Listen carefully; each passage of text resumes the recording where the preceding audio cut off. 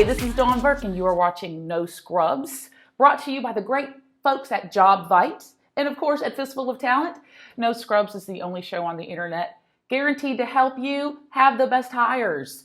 I am Dawn Burke. I am the VP of People at Birmingham, Alabama-based Daxco, and I am a contributor at Fistful of Talent. So let's get to it. I'm very excited about today's guests. First time we've been able to chat in a long time. You know him, you love him. He's all over the internet. He's a speaker. He's an entrepreneur. He's a recruiter. He's a movie star. He's all of it. He's got great hair. Lars Schmidt. How are you, my friend? Oh, hey. I'm good, but I'm going to be right back so I can update my LinkedIn profile with all of those accolades you're throwing on me. No, I'm great. It's been a while since we've connected, so it's good to catch up. All right, so and do it for the world to see, right? I know, right? The whole world, all the interwebs are there. All of them. All of them. You know, we're like the Internet of Things or something. So, so Lars, I always think it's great to hear from the horse's mouth what my guests are doing. So why don't you guys give all of our fans out there just a nice overview of what you're doing these days? Yeah, so I'm kind of working and spending a lot of my energies on two fronts. One is the founder and principal of Amplify Talent. So we are a consulting organization that helps companies optimize their corporate recruiting efforts. And the second is co-founder of HR Open Source, which is a global initiative we launched about a year ago to bring kind of open source collaboration and sharing practices into the field of HR to help accelerate innovation, learning, and really just make HR better. Oh, that's fantastic. So again, you can tell that Lars is a great guy because he apparently believes in transparency in sharing ideas and thoughts. So again, another reason why you should know and love him and why we have him on the show. So talk to them just very briefly about what you did before. Amplify So Talent. before that, I'm a recovering practitioner, corporate practitioner. So I spent most of my career kind of in-house TA leadership roles at startups and companies like NPR and Ticketmaster and Magento. So really spent the first 15 years of my career in-house in corporate roles before leaving to start my own endeavor about 2.5 years ago. Okay, fantastic. So I'm not really familiar with Ticketmaster or NPR. No, so you buy tickets. I don't know. You could. It's really neat. You go to the internets and you go to the interwebs, right? Yes. So, www. So here's the deal, guys. So you can see he's got great HR, recruiting, practitioner chops. Also, he's got great insight into the future of things, entrepreneurship, and what you have dubbed, I just read today, solopreneurship. Yes. So read the article that he just did in TechCo, all right? So one other little last thing, and then we'll get to the good stuff. You pulling for your nationals to make it up the ranks in the World Series, bid for the World Series? I am. But as we discussed before we started recording, I'm an optimistic, hopeful idealist, particularly when it relates to the nationals. So. That they've had a good regular season. I'm hopeful they'll carry that into the playoffs beyond the first round. So we'll see. Really? Well, Lars, I don't want to jinx anything with any excitement. So no, I'm cautiously optimistic. I'm with you. I can feel your. I share your sentiment. I'm a Cleveland Indians fan, so. We'll start a support group if both of them win or if both of them lose. So, all right, very good. The outcome, the odds are pretty high in the favor of the latter, but we'll see. We don't have the best track record, but we can be hopeful. Hey, I say pull for the underdog. All right, so the post we're going to talk about today, the Jobvite sponsored post, is called "To Be a Great Internal Recruiting Shop, Think Like a Startup." So the high level gist, my friends, about this post is, I am a VP of people, HR, and so I have, wide generalist skills. And one of the things that I do and my team does regularly is recruit.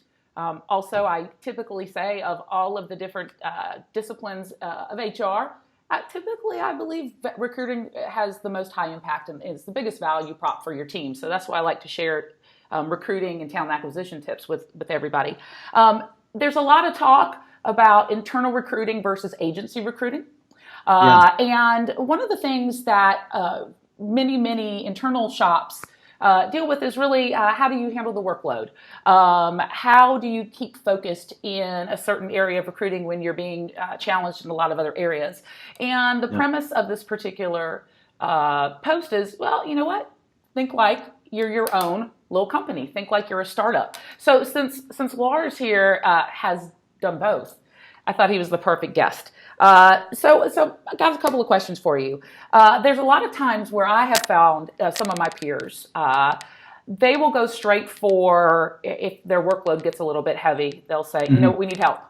Can't do it. We can't do it. Yeah. So they go to their CFO, CEO, CHRO, whoever it is, and says, we need some help to outsource. And one of the first things that the C-suite will ask is, well, why can't you do it yourself? And sometimes I found that some of my contemporaries have a little trouble answering that question. So why do you think, in your experience, this question is so difficult for some HR pros to answer? You know, no HR pro wants to admit that they need help, first off. Like, I think that there's what I've certainly seen kind of on the inside of corporate recruiting teams is that, you know, teams want their, you know, recruiters by nature tend to be very competitive.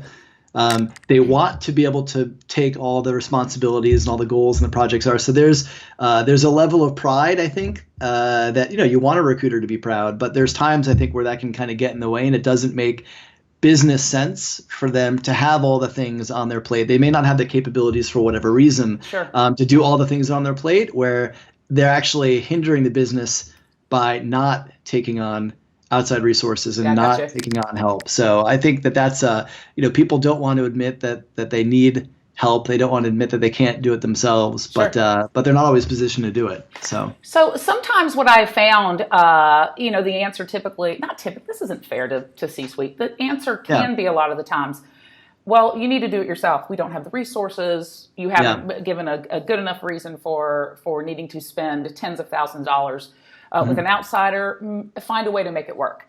So I think one of the things I hear you saying, though, is a lot of people, they have a lot of pride in what they do. I find that to be the case, too. Sometimes I think it's a matter of poor prioritization. And an inability to say no to something so you can really focus on what typically brings a great outcome, which is recruiting. What are your thoughts on that? I think that's absolutely right. I think what you also have is you may have some hiring managers or some executives that are very noisy and loud, and they command and demand the attention from the recruiting team when their roles may not actually be the highest priority. And alternatively, you may have, you know, VPs that may be a little more soft-spoken, maybe in engineering or tech or wherever, right? I'm not generalizing, but maybe they're not advocating as heavily to kind of light a fire under recruiting to get those jobs done, when actually those are the ones that are more business. So I think this is really the role of a TA leader.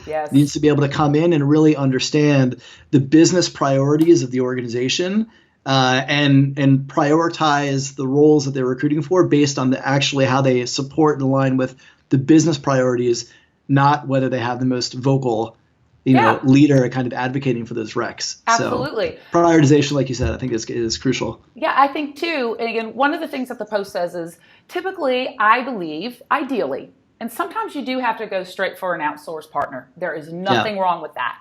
But a lot of folks, again, you're gonna have to put together a nice plan on how that's value add. And so ideally, I think for a recruiting shop to really be successful, they need to try to do everything themselves or learn. I think the best way you learn is doing it yourself. So one of the things I take away from what you just said, Lars, is, you know, maybe you should look at your team, particularly like I have a small team. For a 200-person company, I have a large team. But we don't have our whole talent acquisition department or training department. All of my folks do a little bit of all of it. But maybe what you should do is look at your current team and assign somebody in that specialty role if it's getting to that point. So somebody really can be focusing on the strategy of talent acquisition internally as opposed to maybe externally. All right, good stuff. Well, I think the idea, too, is you want to have all those capabilities in-house, but the business needs are dynamic and they shift. So you may have, maybe you have a new acquisition and opens up a new line of business for your organization where you've never recruited before. Right. You don't have any bench strength on your team that's ever recruited for those types of positions. So, you know, yes, you need to build that up and you need to get there, but it's not going to be there on day one. Sure. And if you're taking on a position and now you have to staff that group and you're getting a lot of pressure from the executives, you may have to find an outside partner, an outside agency partner that can help you in that while you're building up the competency inside your team. So Perfect. yeah, I think it's important. I love it. Or perhaps you hire a consultant to come in and give you some best strategies and practices for a while, train the trainer, and move on. All right. So, Lars, clearly, if you guys go to his LinkedIn page, you'll see he's got an incredible recruiting career in a variety of industries. Now you're running your own consultancy. I would say ostensibly it's a startup kind of a model. Sure. So, what strategies have you learned from your personal experience building a startup that you think could really be beneficial to helping build up an internal recruiting function before you would get to getting outside help? Yeah, I think for me, it's really trying to build competencies that you don't have before you need them. And that sounds very generic, and I'll try to get more specific. When you're making the transition from corporate to being an entrepreneur, you have a level of functional expertise, right? And hopefully that's strong enough for you to be able to go out and make a living as an individual person offering those services to a company. But you have no idea what it's like to run a company. Right. You don't know about bookkeeping, you don't know about accounting, you don't know about marketing, you don't know about biz dev. And I think in recruiting, it's the same thing where, you may have a certain level of skill set that your team has, but if you're broadening out to do something different and do something else, you need to develop that. And so I think and this is actually one of the comments, closing comments you had on your post that I really liked was the idea of like always be learning. Yeah. It's never been more important for everybody who works, frankly, in any field, but especially recruiting, to be in that mindset of always be learning, because the field is changing at a pace right now that, I've been doing this for almost 20 years. I've never seen innovation and change happening at the pace that it is now, and it's accelerating. So it's only going to get more intense, more varied, more diversified as time goes on. And if you're not making it part of your job to learn, like literally part of your job, part of your week, part of the way that you structure your time, doesn't have a pocket for learning, then you're going to quickly fall behind. And it's going to be a lot harder for you to catch up at that point. So. Oh, absolutely. And again, the end game, my friends, is you don't just want to hire, you'll be able to fill jobs. You just won't fill it with the best candidates if you lag behind too far. Very good. What other things have you learned in your experience growing a startup? Any tips or tidbits that then could translate well into an internal recruiting shop? It's interesting, I think, because I haven't, as we mentioned, I'm a solopreneur. We could say that now it just rolls off the tongue. I haven't done any hiring for myself, directly. I have no immediate plans to do that. So I haven't necessarily, I've hired for lots of startups as a recruiter. I haven't necessarily I think for me, my key learnings have been more as a business person than a practitioner, right? Because I think for, making the shift, I had a level of expertise as a practitioner and in recruiting and in HR and in employer branding and in the kind of the areas where I tend to work that was pretty highly developed. And so I'm able to leverage that. If anything, I'm able to actually accelerate that even more because now I'm working in different environments and different industries with different resources. So I think that growth is accelerating. But the aspects of running a business, and forecasting and planning and doing as a practitioner, and you just don't do those things as a practitioner. It's not something you think about.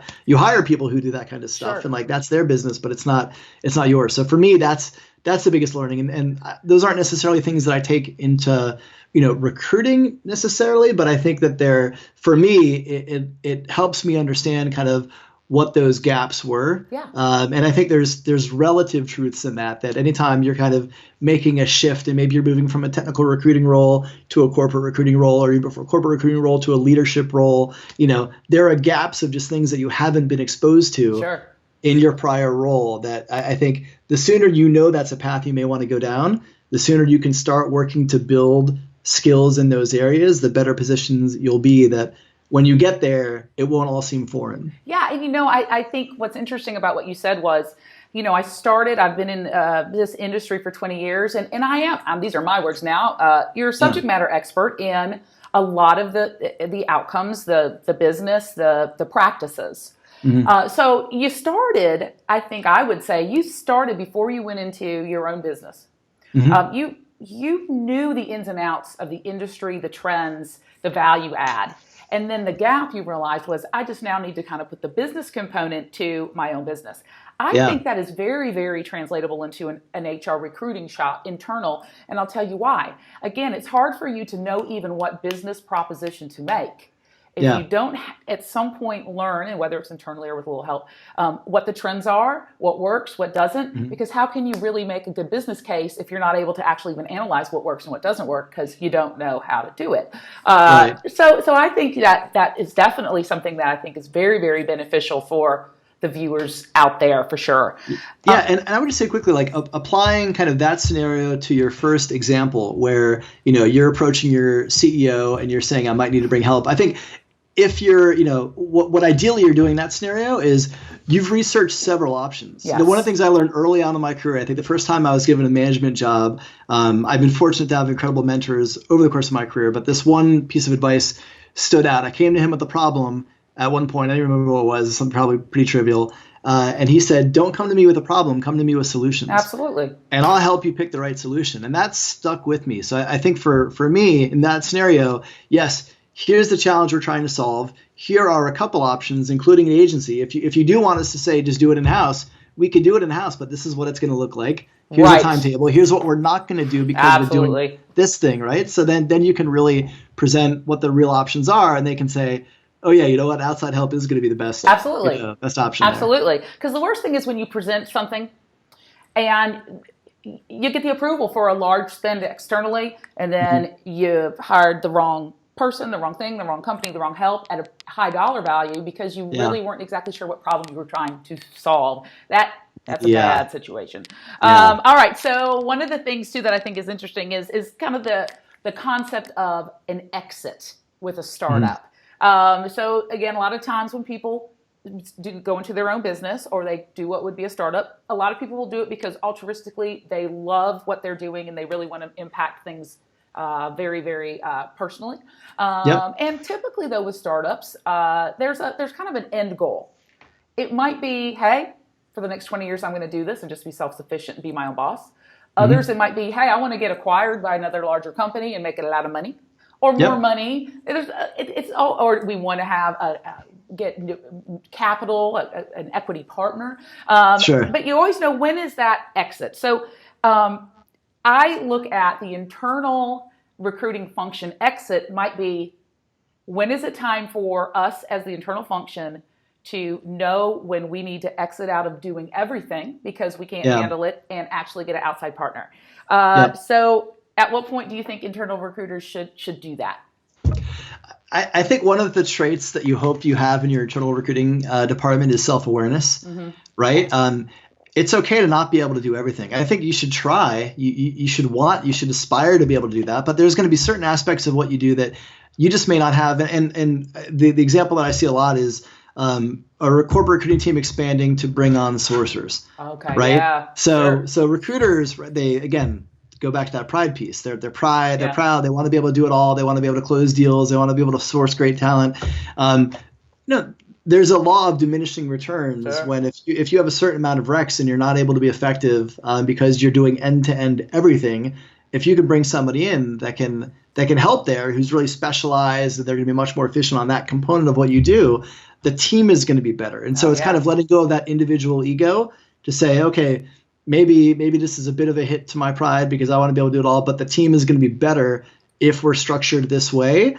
You have to make the best decision for the team at that point. And so I think most often in talent acquisition, you see that when teams expand to bring on sourcers, and the field of recruiting is flush with stories of conflict between recruiters and sourcers because there wasn't a clear guideline around kind of delineation of duties and responsibilities. But I think ultimately, if you're in a corporate role, your first and last kind of decision point is what's going to be best for the organization. Yes.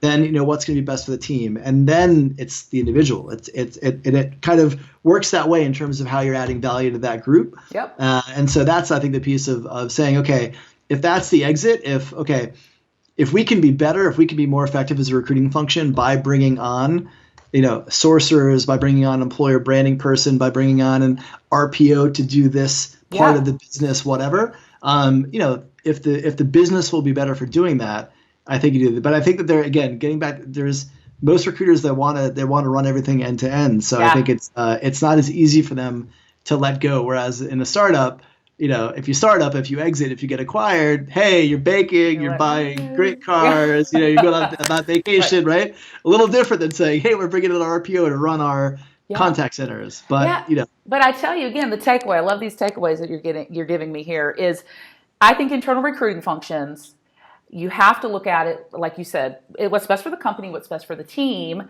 And what that means is you perhaps elevate your role into you are the person, though, no matter who you bring in, you're going to be responsible for the strategy. So the overall strategy to get to the end in mind. And how do you engage not only outsiders, but keep your own internal team engaged to get to the end in mind? A lot of people don't know what that end is in recruiting. They just get another requisition and another requisition, and they just... is the end in mind, we are going to grow this division by 20%, so we can prioritize that? Is the end in mind, hey, we're going to get acquired by XYZ company, so we need to have these, deliverables done by these teams, you better recruit for them, et cetera. Yep. All right, very good. Well, yeah, I mean, recruiting, the legacy of recruiting is very transactional in nature, right? We have XREX, we're trying to fill XREX. So I think it's stepping back from that and trying to be more strategic about deciding what are the ideal outcomes. You kind of need to start there, because then you can build the recruiting apparatus to get you there. Yes. But if you don't have that answered first, then you're kind of on the treadmill and just going. There you go. All right. Well, Lars, tell the people, this is what I want you to tell everybody. Where are you going to be? Yep. You're all over the place. Where can people see you in the next months?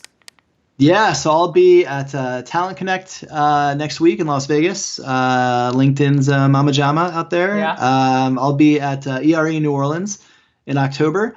And then I'm going to be cranking on some case studies for HR open source. So I will be very much online and available outside of those events. And how do people get hooked into HR open source? Yeah, so the hub for HR open source is hros.co. And there you can find all of the resources, all of the case studies, all of the community information there, links to our social channels. And then if you want to, so all that's available at free. There's no cost to any of that. So you can go there and take whatever you want, borrow, steal, whatever, however you can use that content to help accelerate your work, do it. And then if you want to actually get involved, then you just go to hros.co/join, and you can also get there through the site.